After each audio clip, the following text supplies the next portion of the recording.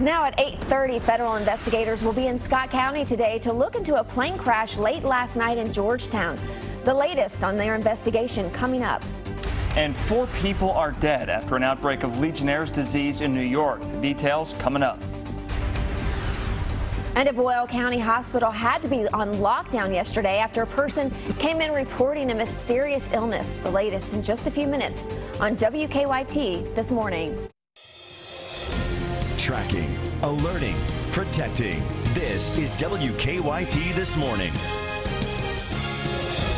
Good morning. Thanks for joining us on this Sunday, August 2nd. I'm Sean Moody. Hey there, I'm Michelle Chamberlain, and it's going to be beautiful outside. I love this nice weather we're having. Oh, absolutely. I mean, yesterday was perfect. Go outside, mow the lawn, wasn't too bad. Go for a run, and it sounds like we're going to keep that going a little bit. Yeah, I mean, if you're Micah Harris, you're laying on your front porch. Exactly. Must be a nice life there, Micah. Yeah, it's a pretty nice life, man, just to hang out and just lay down on the front porch. That's the way it goes. Now, looking outside, we're at live sky camera. There's your shot right there. Don't worry, if you pass by my house and see that, just let me be, all right? There's a shot, mostly sunny skies. We're in 60s and even some 50s down south. There is a really good feel in the air, much like the past few mornings. It's going to be just like this morning. By the afternoon, we're at 87 degrees, slightly warmer, but the humidity is still down. How long does that last? I mean, it's lasted much longer than I guess a lot would expect during July and into August. I'll show you that coming up in just a few minutes.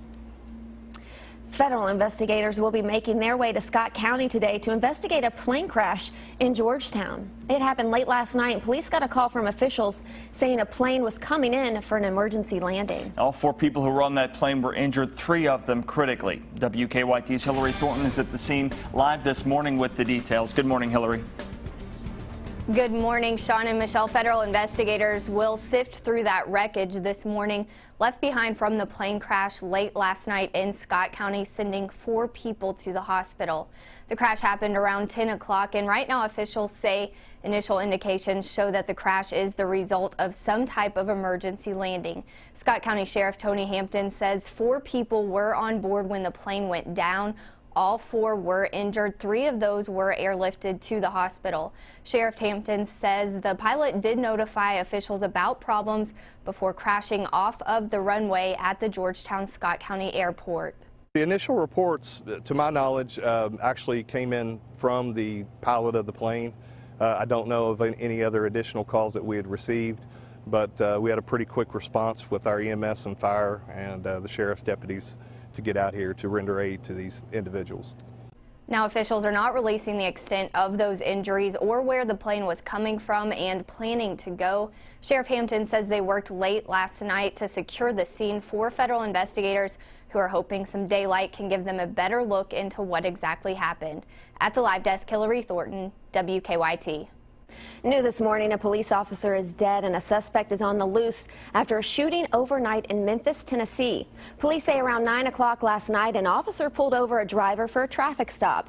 They say he called for backup, was shot, and taken to a hospital where he later died. A police spokesperson says officers have not made any arrest and that the suspect is still on the run.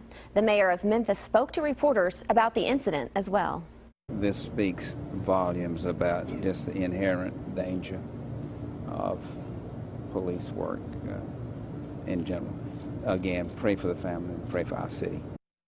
The officer's identity has not been released. The coroner is waiting on the next of kin to be notified. Authorities in Boyle County had to put a hospital on lockdown yesterday after a report of a mysterious illness at the emergency room. Officials at Ephraim McDowell Regional Medical Center in Danville had to shut down their ER yesterday after they said someone came in with a then unknown disease. The Centers for Disease Control and state health officials oversaw the lockdown. A spokesperson for the hospital said officials later learned that the patient was suffering from 2 different strains of chickenpox. That patient has since been isolated and the emergency room is open this morning. An outbreak of Legionnaire's disease in New York City has killed 4 people as of this morning. In the last 3 weeks, 46 cases have been reported in the South Bronx.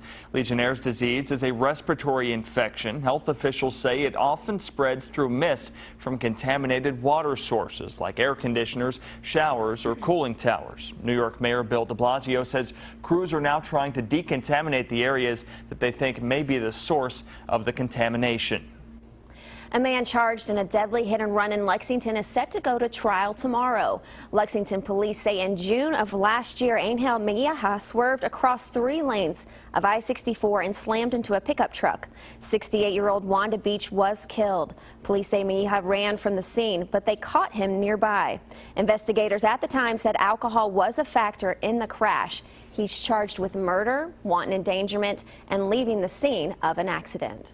A Lexington father is set to face a judge tomorrow after police say they saw a toddler almost get hit by a car. Authorities arrested 32-year-old Justin Fuller on Friday. According to his arrest citation, officers said they found Fuller's 3-year-old son walking down a street naked several hundred yards from his home. They say that boy was almost hit by a passing vehicle. Police later arrested Fuller at his home. He is charged with wanton endangerment, drug possession, and evidence tampering. Help continues to pour into Johnson County almost 3 weeks after flooding devastated a community there. Consolidated Baptist Church in Lexington has been busy collecting donations for those flood victims. Saturday, they packed up a truck full of supplies and headed to Johnson County. Along with the supplies, a group of volunteers went down with the truck to put themselves to use. They say they want to do good as well as give. What love is an action verb. It's not talking about loving your neighbor or loving someone as much as you love yourself. You have to put it in action. If you want to help collect supplies for the next round of deliveries, you can contact Consolidated Baptist Church. For more information, log on to our website at WKYT.com. And he's using his perspective to try and create understanding. We'll hear from America's biggest Muslim comedian. That's ahead on WKYT this morning. It looks pretty good out there, 62 degrees right now in Frankfort, and it looks great as we go through the start of the work week. But after that, midweek, not so much. That's when the rain moves in. I'll have that coming up next.